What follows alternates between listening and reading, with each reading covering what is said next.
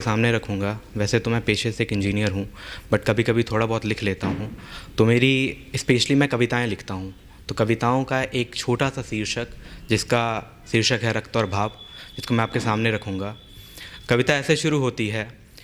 जब रक्त नहीं संचित रग में संचार कहाँ से लाओगे, जब रक्त नहीं संचित रग में संचार कहाँ से लाओगे, तलवार कभी जब देखी ना तो युद्ध भला कर पाओगे।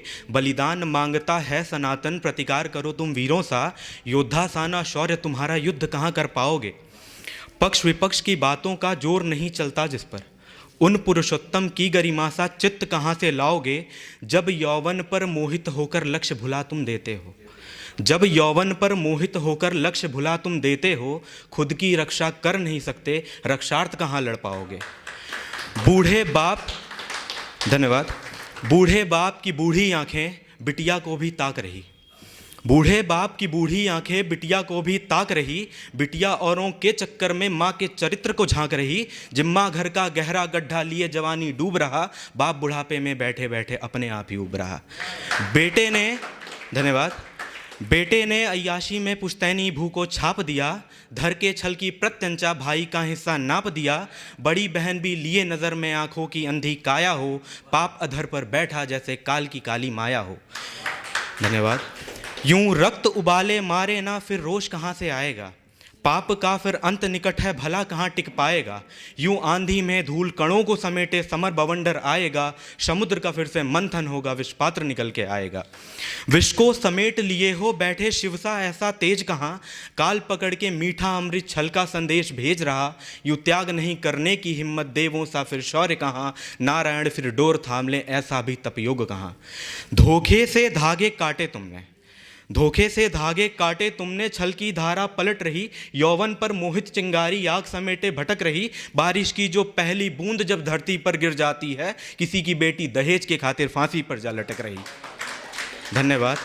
यूं नहीं गुलामी मेरी कलम में जो किसी के तलवे चाटेगी, यूं नहीं गुलामी मेरी कलम में जो भाई को भाई से बांटेगी। यूं क्रांति का ही भाव समेटे मेरी कलम को रख लेना, ज़्यादा त्याग ना कर पाओ तो क्रांति स्वाद ही चख लेना। अगली कविता, धन्यवाद। अगली कविता का शीर्षक चेतना। इस शब्द से आप लोग बहुत ज़्यादा अवचित होंगे, कभी ना कभी आप लोगों ने अपने जीवन में ये शब्द ज़रूर सुना होगा। चेतना, चेतना मेरी बुआ का भी नाम है और ये कविता मैं उनको समर्पित करता हूँ। ये ऐसे शुरू होती हैं। चेतना की चित्तता में चित्त चिंतन चाहिए, चेतना की चित्तता में चित्त चिंतन चाहिए। गर्जना की गूंजता में शोर भय रुक्त चाहिए। भावना की वो शिखाएं जो भयावह काज करती, कल्पना की हर वो पक्ति रक्त रंजित चाहिए। है धरोहर पग प्रदर्शित कांटों का भी शोर दिखता, है धरोहर पग प्रदर्शित कांटों का भी शोर दिखता। राह भी जो है मुलायम पंथ भी ना चाहिए। है धरोहर चित्त के चरित्र रूपी बाजुओं में, वो भुजाएं भीष्म सी वट वृक्ष रूपी चाहिए। मैं रहूं या ना रहूं, मैं रहूं या ना रहूं, मेरे शब्द में भी जोर हो, मेरे शब्द में भी वो निकीला तीर होना चाहिए। ना हो गुलामी रक्त में अवरक्तता का भाव हो, ना हो गुलामी रक्त में अवरक्तता का भाव हो। वो रक्त शोधित भाव लेकर रक्त शुद्धि चाहिए। धर लो प्रभु का नाम लेकर बुद्धि में भी जोर हो, धर लो प्रभु का नाम लेकर बुद्धि में भी जोर हो। फिर शुद्धता की बुद्धि लेकर क्रुद्धता ना चाहिए। वो बूढ़ी आंखें जो है खोजे अपने कुल भी दीप लेकर, वो बूढ़ी आंखें जो है खोजे अपने कुल भी दीप लेकर। दीप भी लौ को समेटे दीप्त होना चाहिए। ना हम ये बोलें ना तुम ये बोलो, ना हम ये बोलें ना तुम ये बोलो। बोलने में भाव कैसा, शब्दों में बस अर्थ ना हो, पुष्टि होना चाहिए। हाँ जानता हूँ कि खड़ी है मृत्यु मेरे द्वार आकर, हाँ जानता हूँ कि खड़ी है मृत्यु मेरे द्वार आकर। तृण के साथ जीवन ना लेकर भीष्म मृत्यु चाहिए। अंत की दो पंक्तियाँ जो कि पूरी कविता के शीर्षक को अपने आप में समर्पित करने के लिए सफिशिएंट हैं।